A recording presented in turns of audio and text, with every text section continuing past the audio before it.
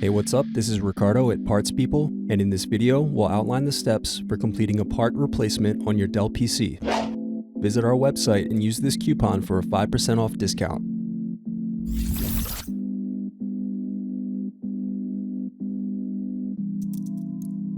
First, unscrew and remove bottom cover access door.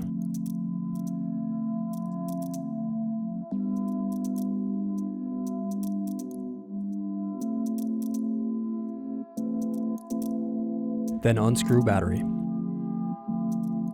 Now remove and unplug battery.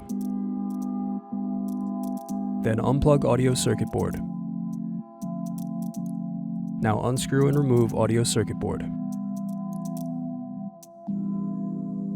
Thanks for watching. Don't forget to like and subscribe if you enjoyed this video.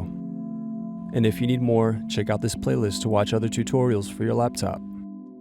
You can also click here to find parts for your laptop at partspeople.com.